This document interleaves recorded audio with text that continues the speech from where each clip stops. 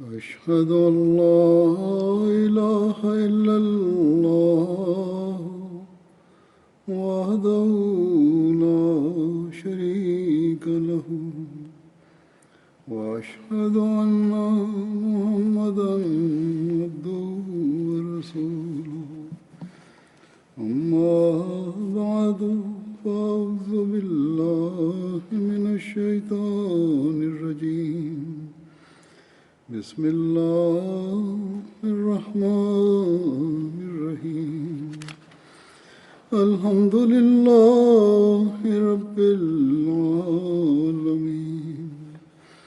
الرحمن الرحيم مالك يوم الدين إياك نعبد وإياك نستعين اهدنا الصراط المستقيم صراط الذين أنعمت عليهم غير المغضوب عليهم ولا الضالين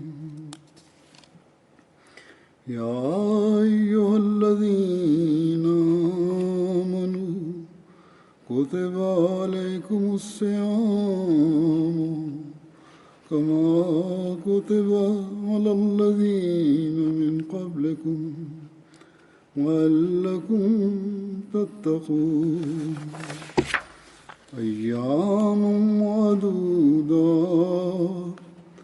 فمن كان منكم مريضا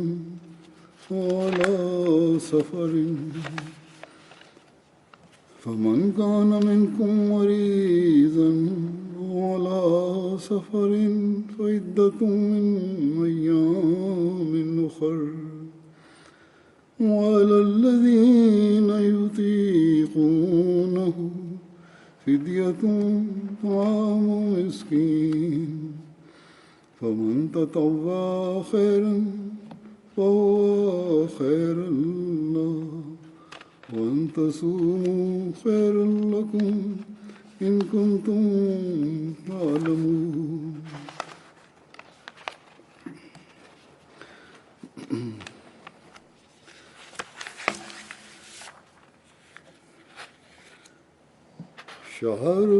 شهر رمضان الذي أنزل فيه القرآن هدى للناس وبينات من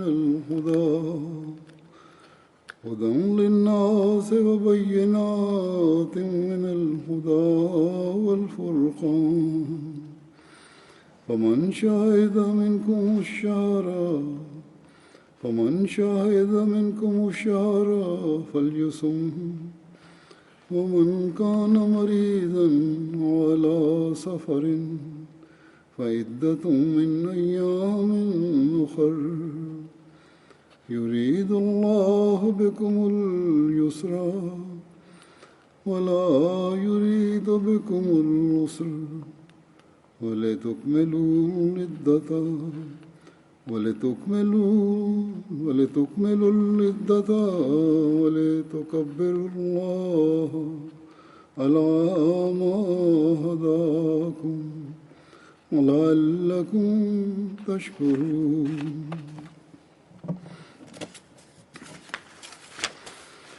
ان آیات کا ترجمہ یہ ہے کہ اے لوگو جو ایمان لائے ہو، تم پر بھی روزوں کا رکھنا اسی طرح فرض کیا گیا ہے جس طرح ان لوگوں پر فرض کیا گیا تھا جو تم سے پہلے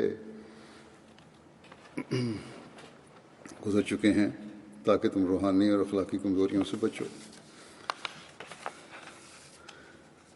اگلی آیت کا ترجمہ ہے کہ سو تم روزے رکھو چند گنتی کے دن، اور تم میں سے جو شخص مریض ہو یا سفر میں ہو تو اسے اور دنوں میں تعداد پوری کرنی ہوگی، اور ان لوگوں پر جو یعنی روزے کی طاقت نہ رکھتے ہوں بطور فدیہ ایک مسکین کا کھانا دینا شرط استطاعت واجب ہے. اور جو شخص پوری فرمانبرداری سے کوئی نیک کام کرے گا تو یہ اس کے لیے بہتر ہوگا، اور اگر تم علم رکھتے ہو تو سمجھ سکتے ہو کہ تمہارے روزے رکھنا تمہارے لیے بہتر ہے۔ رمضان کا مہینہ وہ مہینہ ہے جس کے بارے میں قرآن کریم نازل کیا گیا ہے۔ وہ قرآن جو تمام انسانوں کے لیے ہدایت بنا کر بھیجا گیا ہے اور جو کھلے دلائل اپنے اندر رکھتا ہے، ایسے دلائل جو ہدایت پیدا کرتے ہیں، اور اس کے ساتھ ہی قرآن میں الہی نشان بھی ہیں۔ اس لیے تم میں سے جو شخص اس مہینے کو اس حال میں دیکھے کہ نہ مریض ہو نہ مسافر ہو، اسے چاہیے کہ اس کے روزے رکھے، اور جو شخص مریض ہو یا مسافر میں ہو تو اس پر اور دنوں میں تعداد پوری کرنی واجب ہوگی۔ اللہ تمہارے لیے آسانی چاہتا ہے اور تمہارے لیے تنگی نہیں چاہتا، اور یہ حکم اس لیے دیا ہے کہ تم تنگی میں نہ پڑو اور تاکہ تم تعداد کو پورا کر لو، اور اس بات پر اللہ کی بڑائی کرو کہ اس نے تم کو ہدایت دی ہے، اور تاکہ تم اس کے شکر گزار بنو۔ اللہ تعالیٰ کے فضل سے کل سے یہاں رمضان شروع ہو رہا ہے۔ اللہ تعالیٰ نے رمضان کے روزے ہماری روحانی ترقی کے لیے رکھے۔ قرآن کریم کی جو پہلی آیت میں نے تلاوت کی ہے، اس میں یہی فرمایا کہ روزے تم پر اس لیے فرض کیے گئے ہیں تاکہ تم تقوی اختیار کرو۔ اور تقوی کیا ہے؟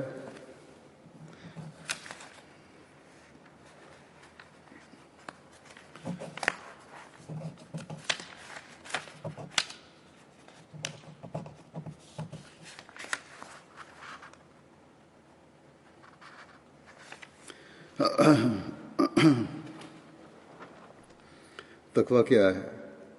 اس کی وضاحت کرتے ہوئے ایک جگہ حضرت مسیح موعود علیہ السلام فرماتے ہیں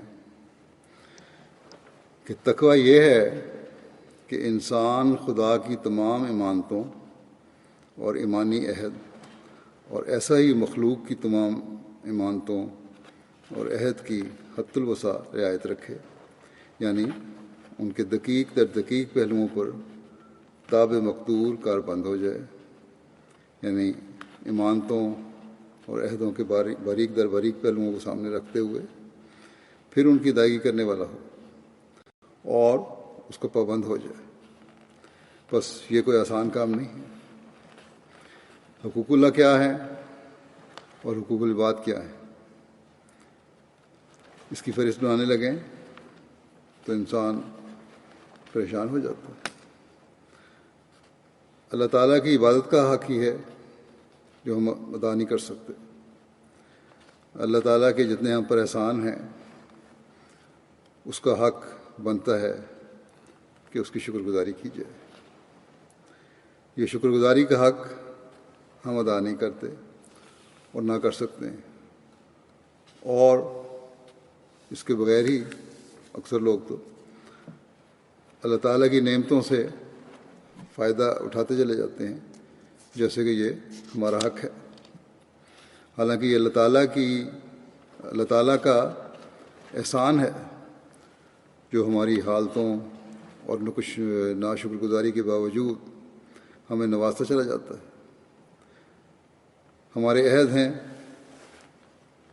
جو ہم نے خدا تعالیٰ سے کیے ہیں، ان کو ہم پورا نہیں کرتے۔ مخلوق کے حقوق ہیں، والدین کے حقوق ہیں، ہمسائے کے حقوق ہیں، مسافروں کے حقوق ہیں، معاشرے کے عمومی حقوق ہیں جنہیں ہم ادا نہیں کرتے، جنہیں ہمیں ادا کرنے کا حکم ہے، اور ہم اس کا حق ادا نہیں کرتے۔ بس نہ ہم اللہ تعالیٰ کے حق ادا کر رہے ہیں اگر جائزہ لیں باریکی سے، اور نہ بندوں کے۔ میں نے ایک عمومی فہرست بنوائی تھی جس میں بعض موٹے موٹے حقوق ہی رکھے تھے، تو وہ بھی تقریباً جو بندوں کے حقوق ہیں، مخلوق کے حقوق ہیں اللہ تعالیٰ کی، وہ بھی 2829 بن گئے تھے۔ تو بہرحال حضرت مسیح علیہ السلام فرماتے ہیں کہ اصل ایمان تو یہ ہے اور تقویٰ کا تقاضا تو یہ ہے کہ اللہ تعالیٰ کے ساتھ کیے گئے عہد بھی پورے کرو اور باریکی میں جا کر پورے کرو، اور اسی طرح اس کی ایمانتوں کے حق بھی ادا کرو اور باریکی میں جا کر ادا کرو۔ اسی طرح مخلوق کے عہد بھی باریکی سے ادا کرو اور اس کی امانتوں کی بھی ایک فکر کے ساتھ ادائیگی کرو. تب کہا جا سکتا ہے کہ تقوی ہے. اور اللہ تعالیٰ فرماتا ہے کہ یہ رمضان کا مہینہ اس لیے آیا ہے روزے رکھنے کی طرف، اس لیے تمہاری توجہ دلائی گئی ہے کہ سال کے 11 مہینے میں جو کوتاہیاں کمیاں ان حقوق کے ادا کرنے میں ہو گئی ہیں، انہیں اس مہینے میں خالصتاً اللہ تعالیٰ کی طرف توجہ کرتے ہوئے،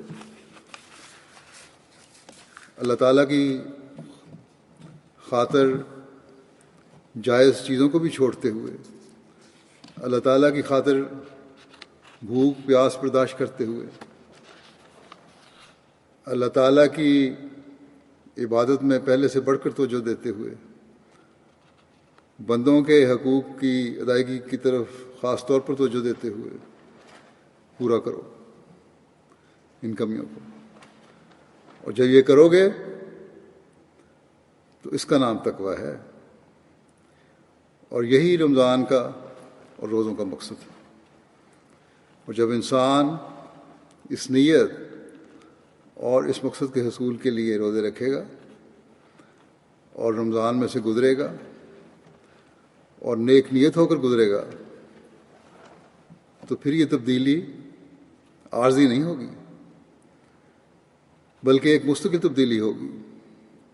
پھر حقوق اللہ کی ادائیگیوں کی طرف بھی مستقل توجہ رہے گی، عبادتوں کے حق ادا کرنے کی طرف بھی مستقل توجہ رہے گی.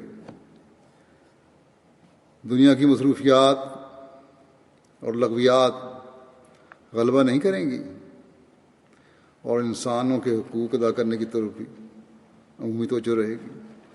اپنے ذاتی مفادات کے لیے ہم لوگوں کے حق مارنے والے نہیں ہوں گے. اگر ہم اس نیت سے اور اس ارادے سے روزوں کے مہینے میں داخل نہیں ہو رہے تو ہمارا رمضان میں داخل ہونا بے فائدہ ہے. حضرت صلی اللہ علیہ وسلم نے ایک موقع پر ارشاد فرمایا کہ جو بندہ اللہ تعالیٰ کے راستے میں اس کا فضل چاہتے ہوئے روزہ رکھتا ہے تو اللہ تعالیٰ اس کے چہرے اور آگ کے درمیان 70 خریف کا فاصلہ پیدا کر دیتا ہے. یعنی جو فاصلہ ایک موسم کے درمیان ہے، خدا یہ سرما کا موسم ہے اور اگلا سرما کا موسم ہے، جس کا اتنا فاصلہ ہے وہ 70 خریف کا فاصلہ پیدا کر دیتا ہے. یعنی یہ ایک خریف اور دوسرے خریف میں 1 سال کا فاصلہ ہے. تو اتنا فاصلہ پیدا کر دیتا ہے جو 70 سالوں کے برابر ہے. تو یہ ہیں روزے کی برکات. یعنی اور یہ ہے وہ تقوی جو روزہ پیدا کرتا ہے. روزہ صرف 30 دن کے لیے تقوی پیدا نہیں کرتا، بلکہ حقیقی روزہ 70 سال تک اپنا اثر رکھتا ہے. اور اس حساب سے اگر ہم دیکھیں تو روزے کی فرضیت ہونے کے بعد ایک انسان پہ، ایک بالغ مسلمان پہ جب روزہ فرض ہوتا ہے، اس کے بعد جو روزے سے حقیقی فیض اٹھانے والا ہے اور اس کی روح کو سمجھ کر روزہ رکھنے والا ہے، وہ تمام عمر کے لیے ہی ان برکات سے فیض پاتا رہے گا جو روزے میں اللہ تعالیٰ نے رکھی ہیں. اور تقوی کی راہوں کو تلاش کرتا رہے گا جو روزے کا مقصد ہے، اور اس طرح اللہ تعالیٰ کی ناراضگی سے بچ جائے گا اور اس کی خوشنودی حاصل کرنے والا بنتا چلا جائے گا. اگر ہم تصور کریں کہ ایسے روزے دار ہمارے معاشرے میں پیدا ہو جائیں تو وہ کس قدر خوبصورت معاشرہ ہوگا. جہاں اللہ تعالیٰ کے حق بھی ادا کیے جا رہے ہوں گے اور بندوں کے حق بھی ادا کیے جا رہے ہوں گے. اور یہی وہ حسین معاشرہ ہے جو ہر مومن قائم کرنے کی خواہش رکھتا ہے، بلکہ ہر انسان اس معاشرے کو قائم رکھنے کی کوشش کرتا ہے جہاں تک اس کے اپنے حقوق کا سوال ہے. لیکن جیسے کہ میں نے کہا، حقوق کا سوال ہے، عموماً اپنے لیے یہ تو پسند کرتا ہے، چاہے دوسرے کے لیے اس کو خیال نہ آئے. لیکن اسلام کہتا ہے کہ دوسروں کے لیے بھی تم نے یہ معاشرہ قائم کرنا ہے. صرف اپنی سہولیات نہیں دیکھنی، اپنے مفادات نہیں دیکھنے، اپنے حقوق نہیں دیکھنے، بلکہ دوسروں کے حقوق کی بھی حفاظت کرنی ہے، ان کا بھی خیال کرنا ہے. آج کل جو وبا پھیلی ہوئی ہے وائرس کی، اس نے حکومتی قانون کے تحت اکثر لوگوں کو گھروں میں بند کر دیا. اور یہاں ایک اچھی بات جماعت میں اس لحاظ سے پیدا ہو رہی ہے، لوگوں میں بھی بعض جگہوں پہ ان کا خیال آ رہا ہے، لیکن جماعت میں خاص طور پر توجہ ہے دنیا کے ہر ملک میں کہ خود عمل احمدیہ کے تحت، والنٹیئرز کے تحت جہاں جہاں مدد کی ضرورت ہے، لوگوں کو جنس پہنچانے کے لیے، دوسری سہولیات پہنچانے کے لیے، دوائیاں پہنچانے کے لیے وہ کر رہے ہیں. تو یہ جو حق ادا کیے جا رہے ہیں، یہ ایک ایسا نمونہ پیش کر رہے ہیں جس سے اپنے تو فائدہ اٹھا رہے ہیں، غیر بھی فائدہ اٹھا کر متاثر ہو رہے ہیں. بس یہ سوچ جو آج کل پیدا ہوئی ہے، انسانی خدمت کے لیے بھی یہ سوچ ہمیشہ ہمارے اندر قائم رہنے والی ہونی چاہیے، نہ کہ صرف ہنگامی حالات کے لیے.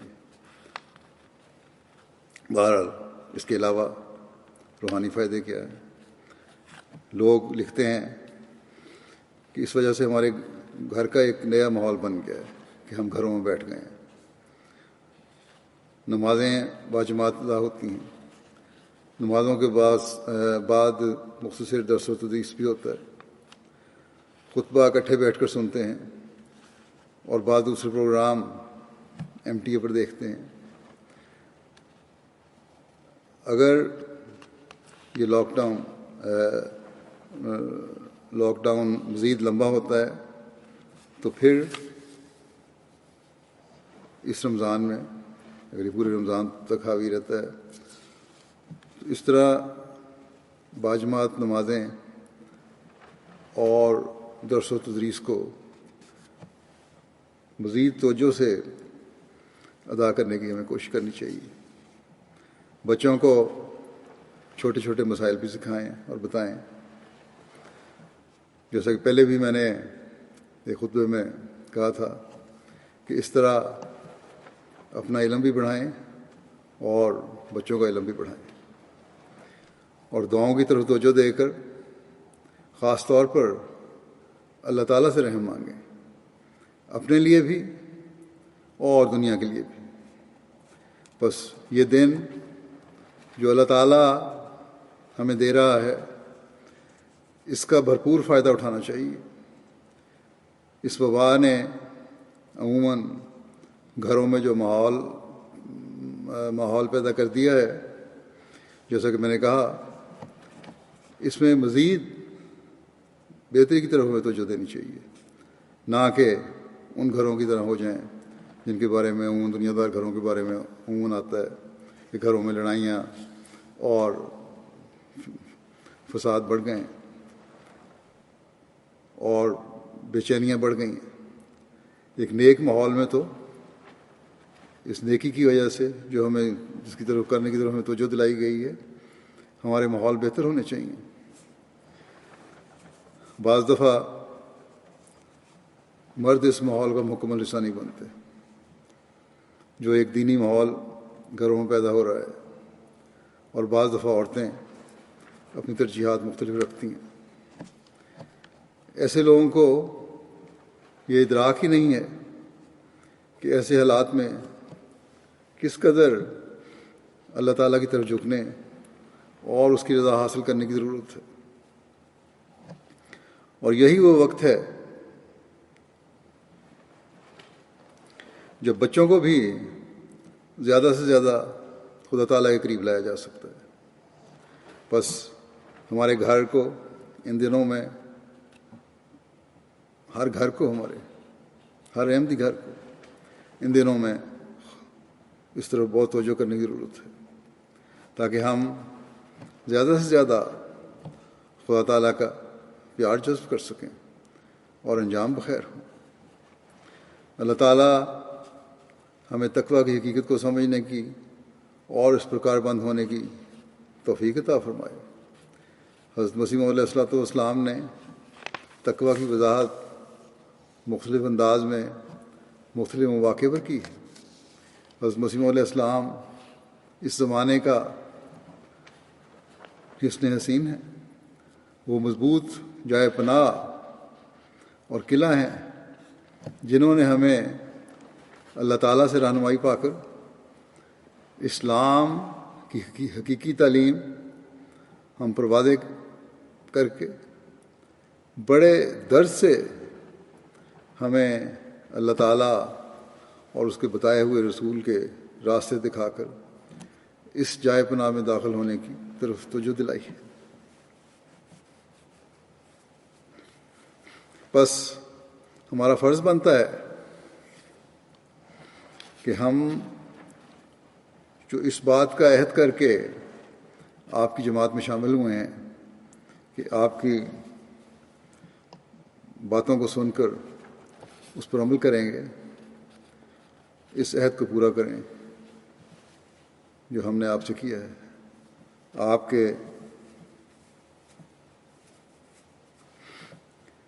آپ کے درد سے پر الفاظ پر غور کر کے ان پر عمل کریں، اور جہاں ہم عہدوں کو پورا کرنے والے بنیں وہاں اپنی دنیا و عاقبت سنوارنے والے بن جائیں۔ اس وقت میں حضرت مسیح موعود علیہ الصلوۃ والسلام کے بعض اقتباسات پیش کروں گا جن کو مختلف مجالس میں آپ نے افراد جماعت کے سامنے ہماری روحانی ترقی اور تقویٰ میں ترقی کے لیے بیان فرمایا۔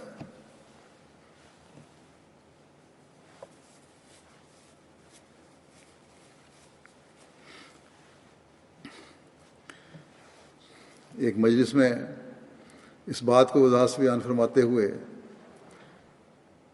کہ تقویٰ کیا ہے اور کیوں کر حاصل ہو سکتا ہے، حضرت اقدس مسیح موعود علیہ السلام فرماتے ہیں ضروری امر یہ ہے کہ پہلے یہ سمجھ لے کہ تقویٰ کیا چیز ہے اور کیوں کر حاصل ہو سکتا ہے۔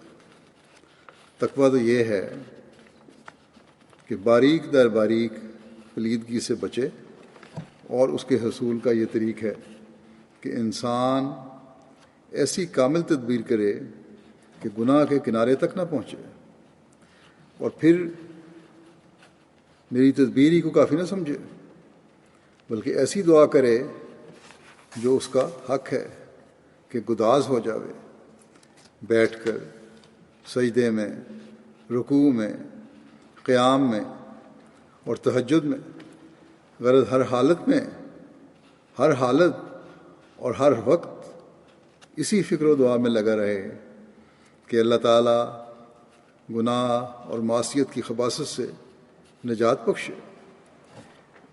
فرمایا کہ اس سے بڑھ کر کوئی نعمت نہیں ہے کہ انسان گناہ اور معصیت سے محفوظ اور معصوم ہو جائے اور خدا تعالیٰ کی نظر میں راست باز اور صادق ٹھہر جاوے۔ لیکن یہ نعمت نہ تو نری تدبیر سے حاصل ہوتی ہے اور نہ نری دعا سے، نہ کوشش کافی ہے نہ صرف دعا کافی ہے، بلکہ دعا اور تدبیر دونوں کے کامل اتحاد سے حاصل ہو سکتی ہے۔ جب تک دونوں چیزوں کی انتہا نہیں کرو گے یہ چیز نہیں مل سکتی۔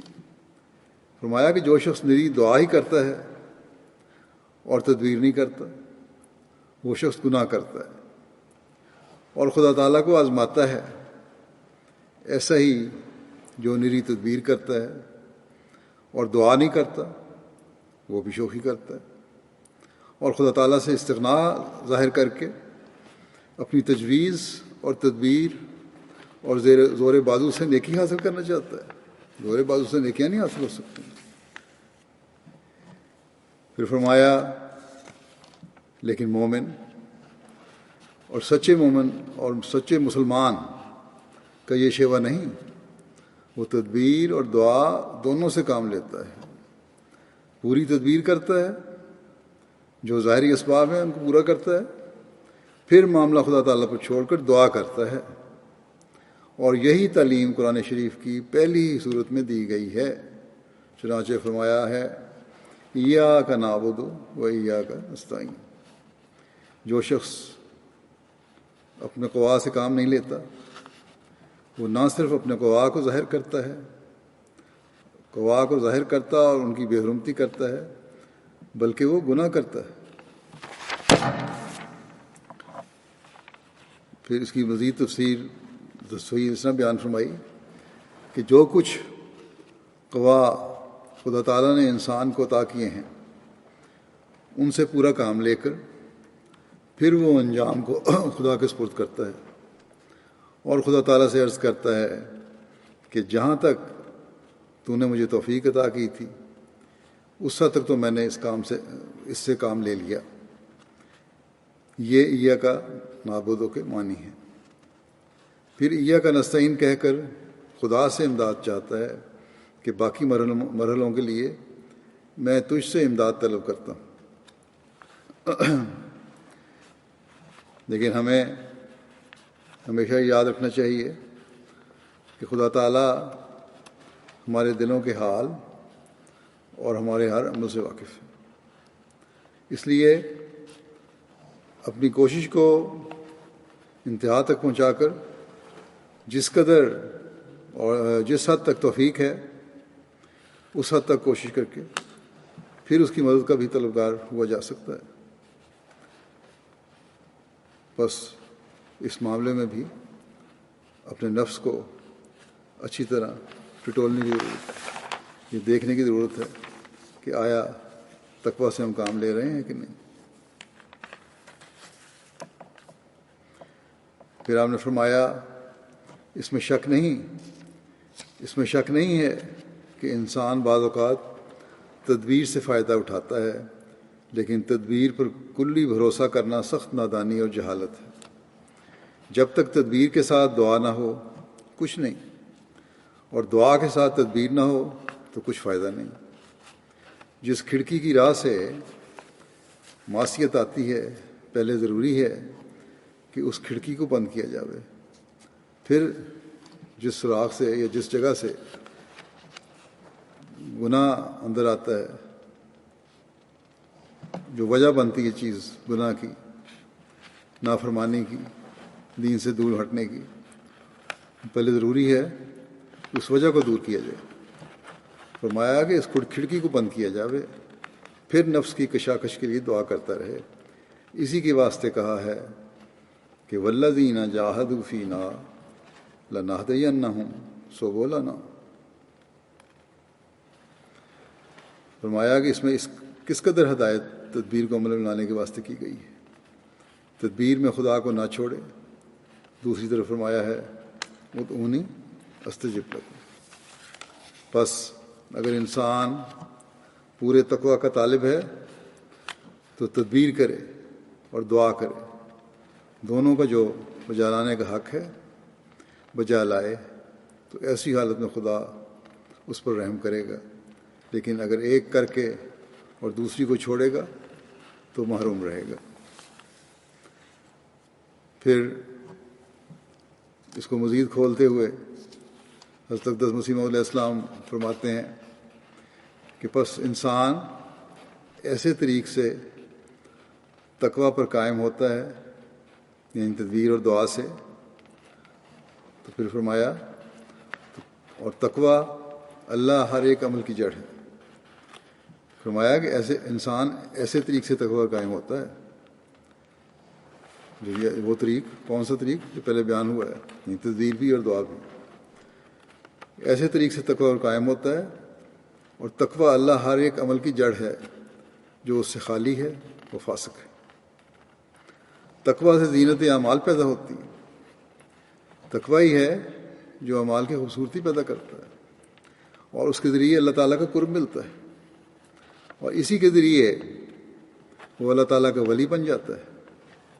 چنانچہ فرمایا انا اولیاءہ الا المتقون، ان اولیاءہ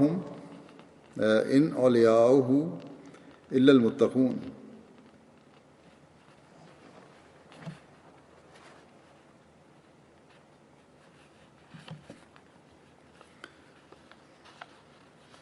اسی کی اس بات کی وضاحت کہ ان اولیاءہ الا المتقون کی وضاحت مزید اس طرح فرمائی کہ ولایت کا حصہ تقوی ہی پر ہے۔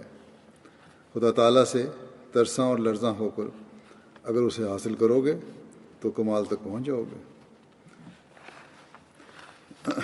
اللہ کا اولیاء بننا ہے تو وہ تقوی سے ملتا ہے، اور اگر اللہ تعالیٰ کا خوف دل میں رہے گا، اس سے ڈرتے رہو گے، تو پھر اس کمال تک انسان پہنچ سکتا ہے۔ پھر حضرت مسیح علیہ السلام فرماتے ہیں کامل طور پر جب تقوی کا کوئی مرحلہ باقی نہ رہے تو پھر یہ اولیاء اللہ میں داخل ہو جاتا ہے، اور تقوی حقیقت میں اپنے کامل درجے پر ایک موت ہے، کیونکہ جب نفس کی سارے پہلوؤں سے مخالفت کرے گا تو نفس مر جائے گا۔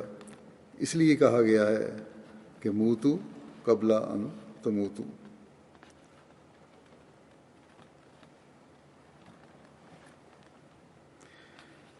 فرمایا کہ نفس ظاہری لذات کا دل دادا ہوتا ہے، پنہانی لذات سے یہ بالکل بے خبر ہے۔ یعنی اللہ تعالیٰ کی جو لذات ہیں، جو روحانی لذات ہیں، وہ تو چھپی ہوئی لذات ہیں، ان کو تو جانتا ہی نہیں۔ ظاہری دنیا کی چکا چوند ہے، انہی کو انسان جانتا ہے، اور نفس انہی کو چاہتا ہے۔ فرمایا کہ نفس کو خبردار کرنے کے لیے، فرمایا کہ اسے خبردار کرنے کے لیے ضروری ہے کہ اول ظاہری لذات پر ایک موت وارد ہو۔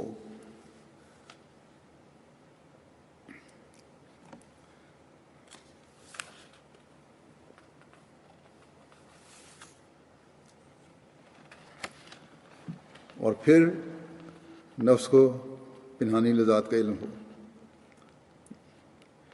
ظاہری لذات جو ہیں ان پر موت وارد ہو، پھر نفس کو پنہانی لذات کا علم ہوگا۔ فرمایا کہ اس وقت الہی لذات جو کہ جنتی زندگی کا نمونہ ہے شروع ہوں گی۔ جب چھپی ہوئی لذات کا علم ہونا شروع ہوگا تو جنتی لذات کا جنتی زندگی کا نمونہ شروع ہوگا۔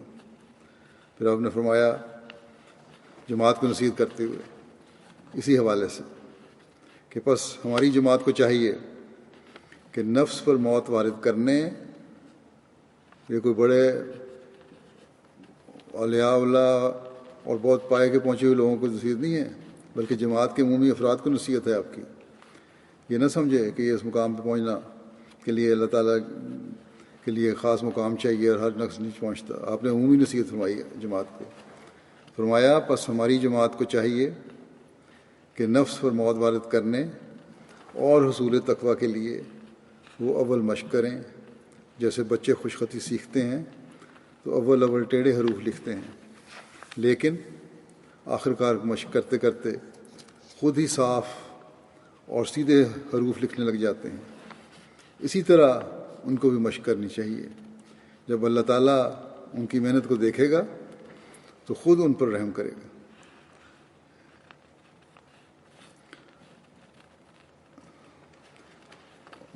اور یہ جو پہلے بیان ہوا تھا والذین جاہدوا فینا، اس کی مزید وضاحت فرماتے ہیں کہ والذین جاہدوا فینا میں مجاہدے سے مراد یہی مشق ہے، محنت کرے انسان اور اللہ تعالیٰ دعا مانگے تو اللہ تعالیٰ رحم کرتا ہے اور اس کو پھل لگاتا ہے۔ فرمایا کہ اس میں مجاہدے سے مراد یہی مشق ہے، جس طرح ایک بچہ مشق کرتا ہے کہ ایک طرف دعا کرتا ہے، دوسری طرف کامل تدبیر کرے، آخر اللہ تعالیٰ کا فضل آ جاتا ہے اور نفس کا جوش و خروش دب جاتا ہے اور ٹھنڈا ہو جاتا ہے، اور ایسی حالت ہو جاتی ہے جیسے آگ پر پانی ڈال دیا جاوے۔ بہت سے انسان ہیں جو نفس امارہ ہی میں مبتلا ہیں۔ پھر آپ فرماتے ہیں جماعت کی اندرونی اصلاح کے لیے کہ میں دیکھتا ہوں کہ جماعت میں باہم نزاعیں بھی ہو جاتی ہیں، آپس میں جھگڑے ہیں، رنجشیں ہیں، دوریاں ہیں، وہ ہو جاتی ہیں، اور معمولی نزاع سے پھر ایک دوسرے کی عزت پر حملہ کرنے لگتا ہے اور اپنے بھائی سے لڑتا ہے۔ یہ بہت ہی نامناسب حرکت ہے، یہ نہیں ہونا چاہیے، بلکہ ایک اگر غلطی کا اعتراف کر لے تو کیا حرج ہے۔ فرمایا کہ بعض آدمی ذرا ذرا سی بات پر دوسرے کی ذلت کا اقرار کیے بغیر پیچھا نہیں چھوڑتے۔ ان باتوں سے پرہیز کرنا لازم۔ خدا تعالیٰ کا نام ستار ہے، پھر یہ کیوں اپنے بھائی پر رحم نہیں کرتا اور عفو اور پردہ پوشی سے کام نہیں لیتا؟ چاہیے کہ اپنے بھائی کی پردہ پوشی کرے اور اس کی عزت و آبرو پر حملہ نہ کرے۔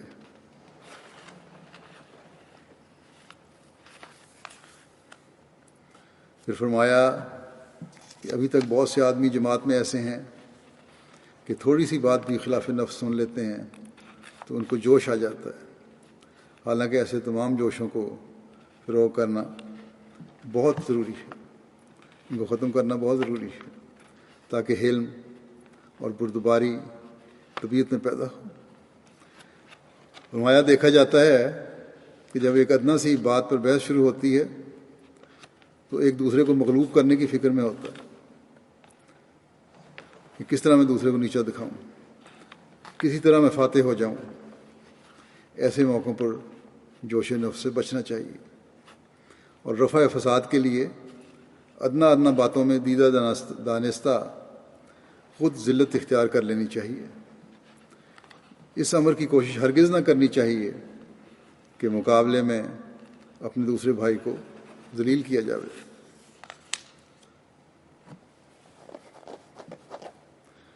فرمایا کہ یہ بڑی رعونت کی جڑ اور بیماری ہے کہ دوسرے کی خطا پکڑ کر اشتہار دے دیا جاوے۔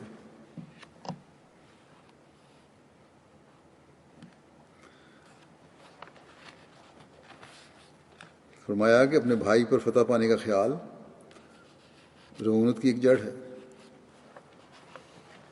رعونت کی جڑ پہلے بیان فرمائی تھی کہ دوسرے کی خطا پکڑ کے اشتہار دے دیا جائے۔ مزید وضاحت فرمائی کہ اپنے بھائی پر فتح پانے کا خیال بھی رعونت کی ایک جڑ ہے اور بڑی بھاری مرض ہے کہ وہ اپنے ایک بھائی کے عیب کے مشتہر کرنے کی ترغیب دلاتی ہے۔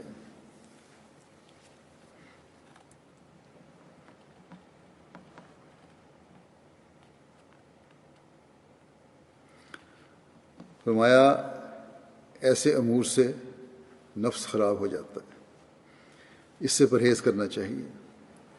غرض یہ سب امور تقویٰ میں داخل ہیں اور اندرونی بیرونی امور میں تقویٰ سے کام لینے والا فرشتوں میں داخل کیا جاتا ہے، کیونکہ اس میں کوئی سرکشی باقی نہیں رہ جاتی۔ تقویٰ حاصل کرو، کیونکہ تقویٰ کے بعد ہی خدا تعالیٰ کی برکتیں آتی ہیں۔ متقی دنیا کی بلاؤں سے بچایا جاتا ہے، خدا ان کا پردہ پوش ہو جاتا ہے۔ جب تک یہ طریق اختیار نہ کیا جاوے کچھ فائدہ نہیں۔ ایسے لوگ میری بیعت سے کوئی فائدہ نہیں اٹھا سکتے۔ فرمایا کہ یاد رکھو بیعت کا زبانی اقرار کچھ شے نہیں ہے، اللہ تعالیٰ تزکیہ نفس چاہتا ہے۔ فرمایا تو فائدہ تو کوئی نہیں ہوگا، فائدہ ہو بھی کس طرح، جب کہ ایک ظلم تو اندر ہی رہا۔ اگر وہی جوش، رعونت، تکبر، عجب، ریاکاری، سریع الغضب ہونا باقی ہے جو دوسروں میں بھی ہے، تو پھر فرق ہی کیا ہے؟ اس کی مزید وضاحت اس طرح بیان ہوئی ہے، اس لیے اپنے نفسوں میں تبدیلی پیدا کرو اور اخلاق کا اعلیٰ نمونہ حاصل کرو۔ فرمایا کہ سعید اگر ایک ہی ہو اور وہ سارے گاؤں میں ہی ہو تو لوگ کرامت کی طرح اس سے متاثر ہوں گے۔ نیک ہو، آدمی ہو، سعید فطرت ہو، لوگوں کو فائدہ پہنچانے والا ہو، اپنے جذبات کو قابو میں رکھنے والا ہو، عاجز ہو، تو فرمایا کہ لوگ کرامت کی طرح اس سے متاثر ہوں گے۔ یہ بھی ایک ذریعہ ہے تبلیغ کرنے کا۔ نیک انسان جو اللہ تعالیٰ سے ڈر کر نیکی اختیار کرتا ہے، اس میں ایک ربانی رعب ہوتا ہے اور دلوں میں پڑ جاتا ہے کہ یہ باخدا ہے۔ فرمایا کہ اور خواہ کیسی ہی دشمنی ہو، رفتہ رفتہ سب خود بخود اس کے تابع ہو جائیں گے اور بجائے حقارت کے اس کی عظمت کرنے لگ جائیں گے۔ فرمایا کہ یہ بالکل سچی بات ہے کہ جو خدا تعالیٰ کی طرف سے آتا ہے، خدا تعالیٰ اپنی عظمت سے اس کو حصہ دیتا ہے، اور یہ طریق نیک بختی کا ہے۔ بس یاد رکھو کہ چھوٹی چھوٹی باتوں میں بھائیوں کو دکھ دینا ٹھیک نہیں ہے۔ حضرت صلی اللہ علیہ وسلم جمیع اخلاق کے متمم ہیں، اور اس وقت خدا تعالیٰ نے آخری نمونہ آپ کے اخلاق کا قائم کیا ہے۔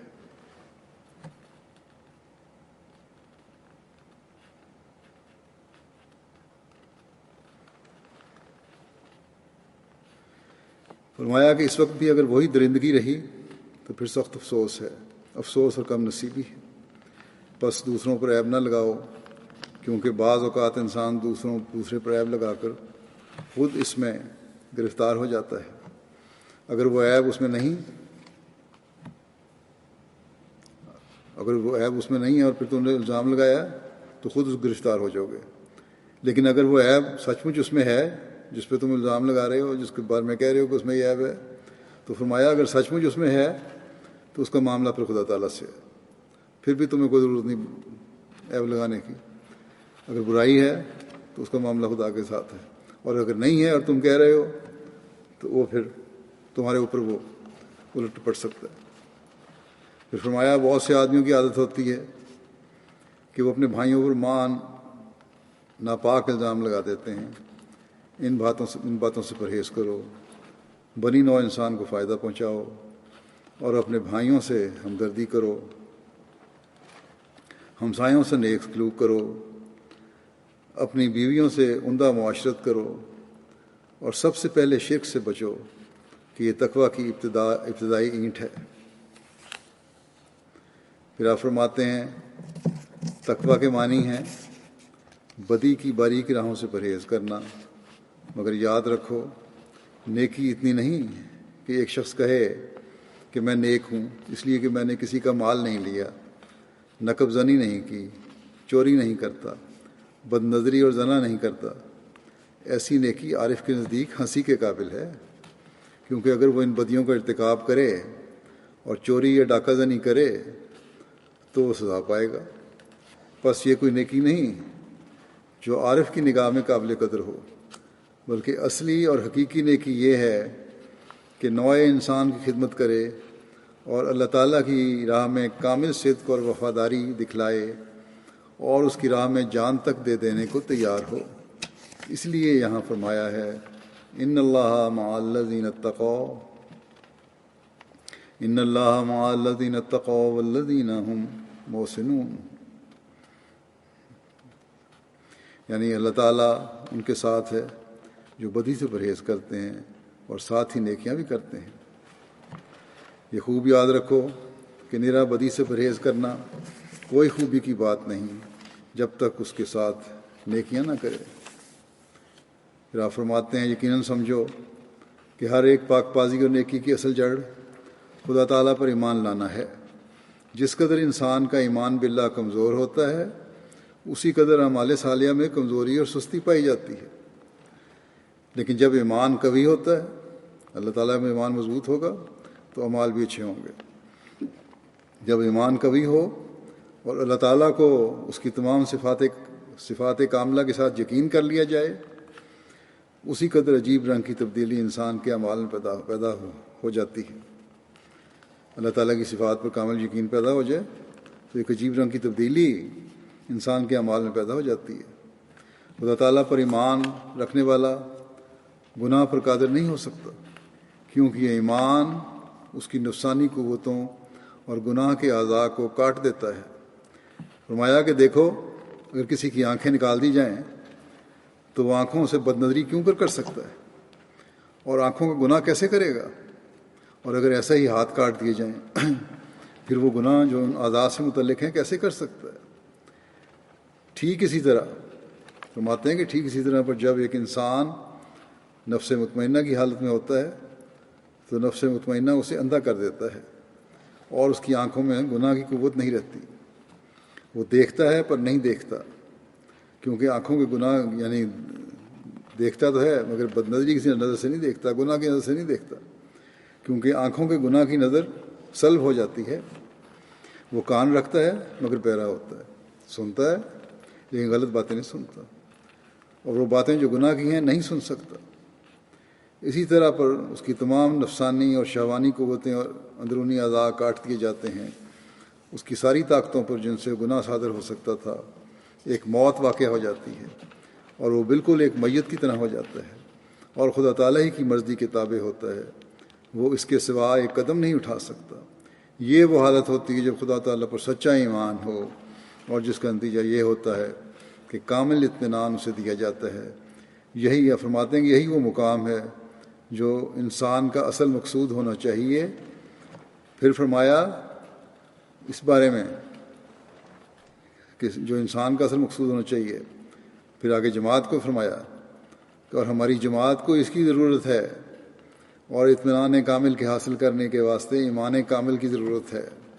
پس ہماری جماعت کا فرماتے ہیں کہ پس ہماری جماعت کا پہلا فرض یہ ہے کہ وہ اللہ تعالیٰ پر سچا ایمان حاصل کریں۔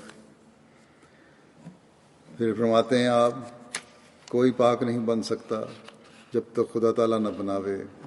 جب خدا تعالیٰ کے دروازے پر تذلل اور عجز سے اس کی روح گرے گی تو خدا تعالیٰ اس کی دعا قبول کرے گا اور وہ حقیقی بنے گا، اور اس وقت وہ اس قابل ہو سکے گا کہ حضرت صلی اللہ علیہ وسلم کے دین کو سمجھ سکے، اور اس کے بغیر جو کچھ وہ دین کر کے پکارتا ہے اور عبادت وغیرہ کرتا ہے وہ ایک رسمی بات اور خیالات ہیں کہ آبائی تقلید سے سنا کر بجا لاتا ہے۔ باپ دادا کر رہے تھے تو میں بھی کر رہا ہوں، کوئی حقیقت اور روحانیت اس کے اندر نہیں ہوتی۔ بس یہ ہے وہ معیار تقویٰ، اور یہ ہے وہ دین کو جاننے، سمجھنے اور عمل کرنے کا معیار جسے ہمیں حاصل کرنے کی طرف حضرت مسیح علیہ السلام نے توجہ دلائی، اور جس کی ہمیں کوشش کرنی چاہیے، اور اپنے عملوں کے ساتھ اللہ تعالیٰ کے حضور عاجزی سے جھک کر اس کی مدد مانگنی چاہیے کہ خدا تعالیٰ ہمیں ان معیاروں کو حاصل کرنے اور حضرت مسیح علیہ السلام کی توقعات پر پورا اترنے کی توفیق عطا فرمائے۔ اور یہی تقویٰ ہے جو پھر اگلی آیات میں بیان کردہ جو روزے کی تفصیلات بیان کی گئی ہیں، اس کی چھوٹ کی، اس کے صحیح استعمال کی بھی توفیق دیتا ہے۔ یہ ہر انسان کی اپنی حالت پر اللہ تعالیٰ نے چھوڑا ہے، بشرطے کہ تقویٰ سے کام لیا جائے۔ اگر روزے رکھنے کی طاقت نہیں، ایسی بیماری ہے جس میں روزہ برداشت کرنا مشکل ہے، ایسی بیماری ہے جس میں ڈاکٹر نے کہا ہے کہ روزہ نہیں رکھنا، تو پھر فدیہ دے دو، لیکن بہانے تلاش کر کے فدیہ کا جواز پیدا نہ کرو، بلکہ فرمایا کہ نیک کام کے لیے فرمان برداری ضروری ہے۔ یہ دیکھنا ہے کہ اللہ تعالیٰ نے کس طرح اس کام کو کرنے کا حکم دیا ہے، بس اگر گہرائی میں جا کر تقوی پر چلتے ہوئے اگر کوئی اپنا جائزہ لے تو پتہ چلتا ہے کہ روزہ رکھنا بہتر ہے یا فدیہ دینا ہے عارضی طور پر۔ اللہ تعالیٰ نے پھر آگے مزید وضاحت فرما دی کہ مریض ہو یا سفر پر ہو تو روزہ نہ رکھو، کیونکہ اللہ تعالیٰ تنگی نہیں چاہتا، اور جب بیماری دور ہو جائے تو پھر چھوڑے ہوئے روزے پورے کرو۔ سفر کے دوران جو روزے چھوٹ گئے انہیں پورا کرو، چاہے فدیہ دے بھی دیا ہو۔ بس گھوم پھر کر بات وہیں آ جاتی ہے کہ تقوی سے کام لیتے ہوئے اللہ تعالیٰ کا خوف اور اس بات کو سامنے رکھتے ہوئے کہ وہ ہماری حالتوں کو جانتا ہے، اپنے فیصلے کرو تو اللہ تعالیٰ تمہارے لیے بہتر صورت پیدا کرے گا، بہتر نتائج پیدا کرے گا۔ حضرت مسیح موعود علیہ الصلوۃ والسلام فرماتے ہیں وہ شخص جس کا دل اس بات سے خوش ہے کہ رمضان آ گیا اور میں اس کا منتظر تھا کہ آوے اور روزہ رکھوں، اور وہ بوجہ بیماری کے روزہ نہیں رکھ سکا، تو وہ آسمان پر روزے سے محروم نہیں ہے۔ فرمایا اس دنیا میں بہت لوگ بہانہ جو ہیں، بہانے کرتے ہیں، اور وہ خیال کرتے ہیں کہ ہم جس طرح اہل دنیا کو دھوکہ دے لیتے ہیں ویسے ہی خدا کو فریب دیتے ہیں۔ دنیا والوں کو دھوکہ دے لیا، اللہ کو بھی دیا جا سکتا ہے۔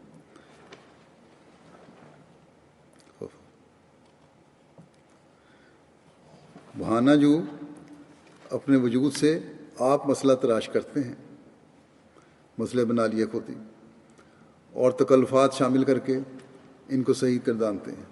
بیچ میں تکلفات شامل کر لی، یہ ہو گیا وہ ہو گیا، اور سمجھتے ہیں کہ وہ صحیح ان کی وجہ بیان ہوگی روزہ چھوڑنے کی۔ فرمایا لیکن خدا تعالیٰ کے نزدیک وہ صحیح نہیں۔ تکلفات کا باعث فرمایا کہ تکلفات کا باب بہت وسیع ہے۔ بہانے بنانے ہیں، یہ عذر نکالنے ہیں، تو ایک سے دوسرا عذر نکلتا چلا جاتا ہے۔ فرماتے ہیں اگر انسان چاہے انہیں تکلفات کی بنیاد بنانا ہے، تو اگر انسان چاہے تو ساری عمر بیٹھ کر نماز پڑھتا رہے اور رمضان کے روزے بالکل نہ رکھے، مگر فرماتے ہیں کہ مگر خدا اس کی نیت اور ارادے کو جانتا ہے۔ انسان اللہ تعالیٰ عالم الغیب ہے، پتال تک کو جانتا ہے ہماری، وہ ہماری نیتوں کو بھی جانتا ہے، ہمارے ارادوں کو بھی جانتا ہے۔ جو فرمایا جو صدق اور اخلاص رکھتا ہے اس کے ساتھ تو اللہ تعالیٰ سلوک کرتا ہے صدق اور اخلاص دکھانے والے کا، لیکن جو بہانہ جو ہے اس سے پھر اس کے مطابق سلوک ہوتا ہے، کیونکہ اللہ تعالیٰ جانتا ہے۔ پھر آپ فرماتے ہیں خدا تعالیٰ جانتا ہے، جو صدق اور اخلاص رکھتا ہے خدا تعالیٰ جانتا ہے کہ اس کے دل میں درد ہے۔ بہانہ جو ہے اس کے دل میں درد کوئی نہیں، اور خدا تعالیٰ اسے ثواب بھی زیادہ دیتا ہے، کیونکہ درد دل ایک قابل قدر شے ہے۔ ہیلا جو انسان تعویلوں پر تکیہ کرتے ہیں، لیکن خدا تعالیٰ کے نزدیک یہ تکیہ کوئی شے نہیں۔ بس یہ اصول ہے جو ہمیں اپنے سامنے رکھنا چاہیے۔ اللہ تعالیٰ نے واضح فرما دیا کہ جو مسافر ہے اور مریض ہے اس کے لیے تنگی نہیں، وہ بعد میں پورا کر لے، لیکن حضرت مسیح علیہ السلام نے یہ بھی فرمایا ہے کہ اس حالت میں بھی فدیہ بھی ضرور دو، اس سے روزہ رکھنے کی توفیق پیدا ہوگی۔ آج کل وائرس کی بیماری کی وجہ سے لوگ سوال کرتے ہیں کہ گلا خشک ہو جائے گا، زیادہ امکان بڑھ جائے گا بیماری کا، روزہ رکھیں یا نہ رکھیں۔ میں کوئی عمومی فتویٰ یا فیصلہ نہیں دیتا اس بارے میں یہی عموماً لکھتا ہوں کہ تم لوگ اپنی حالت دیکھ کر خود فیصلہ کرو اور پاک دل ہو کر تقوی پر قائم رہتے ہوئے اپنے دل سے فتویٰ لو۔ قرآن کریم کی واضح ہدایت ہے کہ مریض ہو تو نہ رکھو۔ مریض ہونے کے امکان پر کہ مریض بن جائیں گے روزہ چھوڑنا یہ غلط ہے، جیسا کہ حضرت مسیح علیہ السلام نے فرمایا ہے کہ پھر تو ایک عذر سے دوسرا عذر اور ایک بہانے سے دوسرا بہانہ بنتا چلا جائے گا۔ اگر کوئی کہے کہ ڈاکٹر کہتے ہیں کہ یہ مشکل ہو سکتی ہے، تو میں نے مختلف ماہرین ڈاکٹروں سے رائے لی ہے. ان کی رائے میں بھی اختلاف ہے ڈاکٹروں کی اپنی. بعض ماہرین نے واضح لکھا کہ یہ کوئی یقینی بات نہیں ہے کہ روزے سے بیماری ضرور آئے گی. ہاں، اگر آثار ظاہر ہوں، کھانسی یا ہلکا بخار بھی ہو تو روزہ چھوڑ دیں، یا اور کوئی سمٹم دیکھیں تو روزہ چھوڑ دیں. اگر رکھا ہوا ہے تو توڑ دیں. جو ڈاکٹروں میں سے بھی جو اس بات کا رجحان رکھتے ہیں کہ نہیں رکھنا چاہیے، یا بعض شرطیں ایسی عائد کرتے ہیں جس کا نتیجہ یہی نکلتا ہے آخر میں کہ نہ رکھو تو بہتر ہے، ان کی واضح رائے، وہ بھی واضح رائے نہیں رکھتے. ڈراتے بھی ہیں اور ساتھ ہی یہ بھی کہتے ہیں کہ خوراک کا خیال رکھ کر پھر رکھے جائیں. اب جو غریب لوگ ہیں وہ کس حد تک یہاں کس چیز کا خیال رکھیں خوراک کا. تو بہرحال مختلف آراء دیکھ کر تو یہی رائے قائم ہوتی ہے کہ روزہ رکھنے میں حرج نہیں ہے.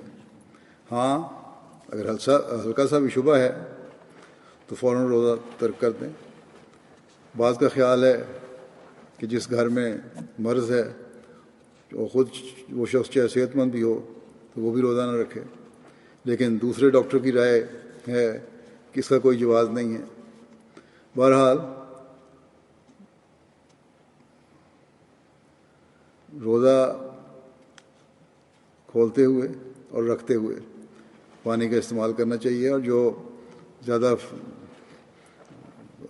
فکر مند ہیں اپنے بارے میں اور افورڈ بھی کر سکتے ہیں، وہ اپنی ایسی خوراک بھی کھا لیں جو پانی کو زیادہ دیر ریٹین رکھ سکتی ہے جسم میں.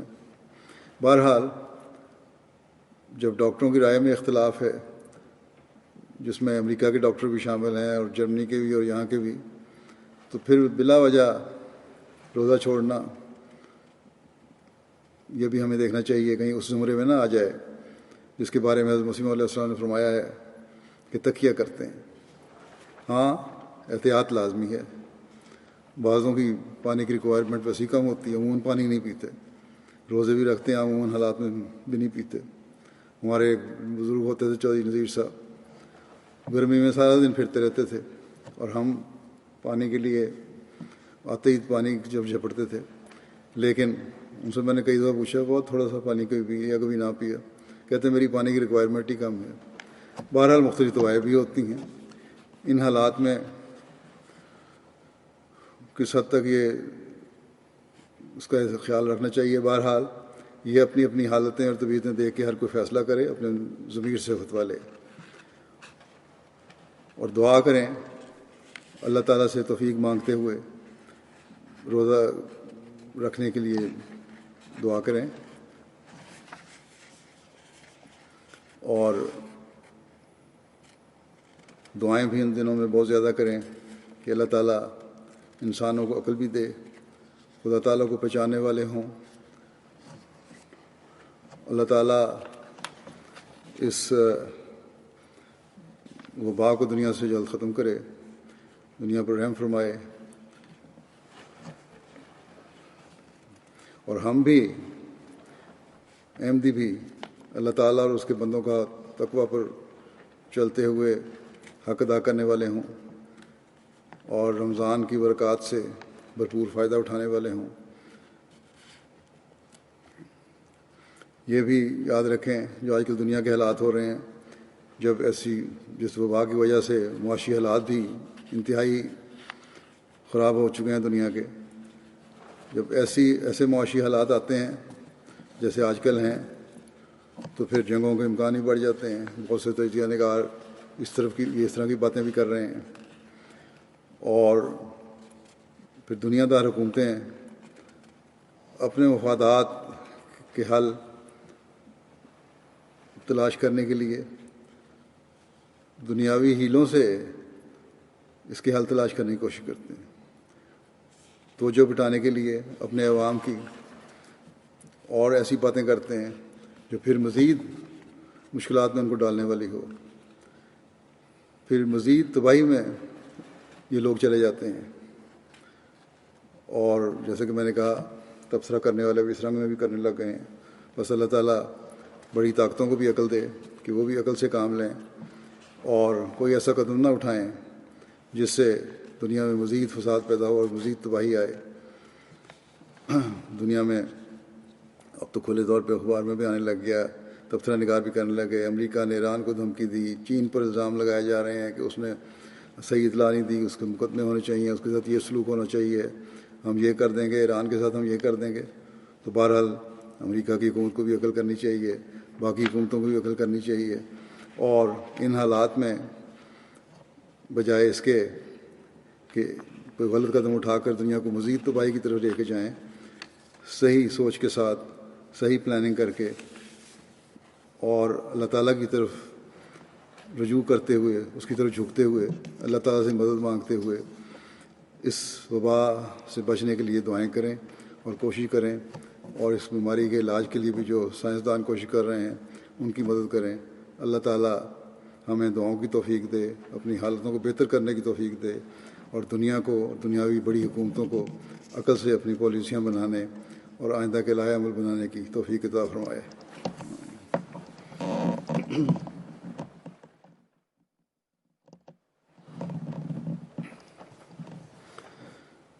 الحمد لله